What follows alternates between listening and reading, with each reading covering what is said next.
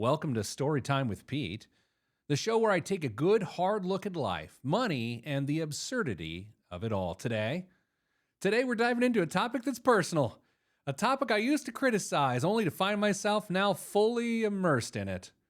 Youth travel sports, or as I like to call it, the world's most expensive way to spend your weekends in a 2-star hotel. You know, I used to roll my eyes at the whole youth travel sports thing. The absurdity of it all, the matching backpacks, the heated sideline debates about 12-year-olds playing time, the Instagram bios proudly declaring soccer dad life. It all felt like a well-orchestrated scam designed to extract as much money as possible from parents desperate to keep their kids competitive. And yet, here I am, shoving an oversized duffel bag into the trunk of my car, preparing for yet another weekend at a roadside inn with a questionable continental breakfast. Somewhere along the way, I became part of the machine. So the question is, can a reasonable person justify the expense of youth travel sports? And if so, what financial lessons, if any, are we teaching our kids in the process? Let's not dance around it.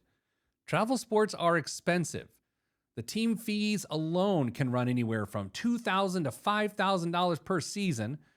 And that's before you factor in the extras, tournament fees, uniforms, equipment, upgrades, travel costs, hotel stays, meals on the road, and of course the ever-important private training sessions that your child needs to stay competitive. Before you know it, you spent the equivalent of a nice family vacation so your kid can play 4 games in an overgrown cornfield in central Illinois. This is where it gets complicated, because the logical part of your brain knows that this isn't a financially responsible decision, yet you know that the odds of your child landing a college scholarship that makes up for all of this spending are about as good as winning the lottery. And yet, you do it anyway. I know I do. Why? Because it's not really even about the money.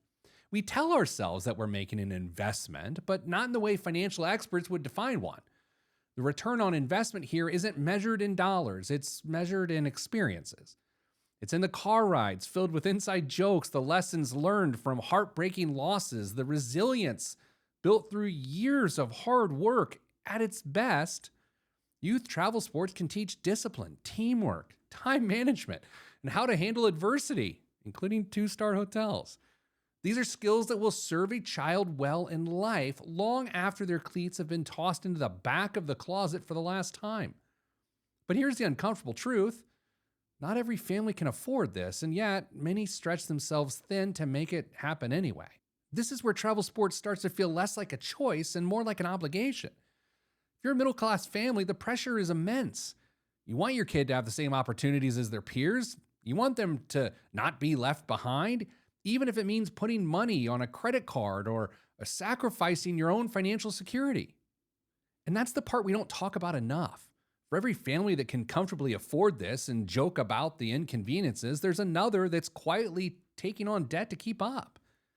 There's a parent working extra shifts, dipping into savings, or foregoing their own retirement contributions just to cover another season.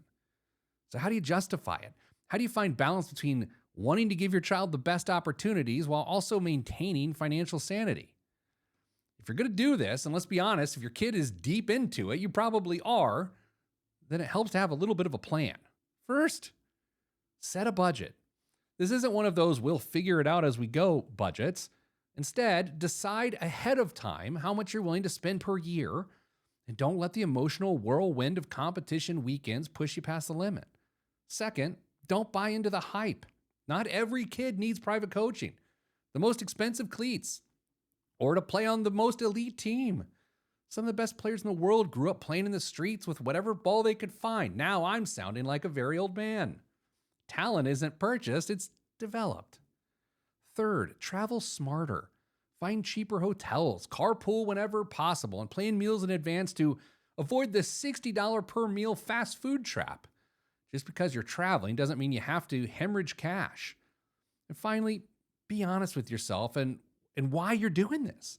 Is it for your kid? Is it for you?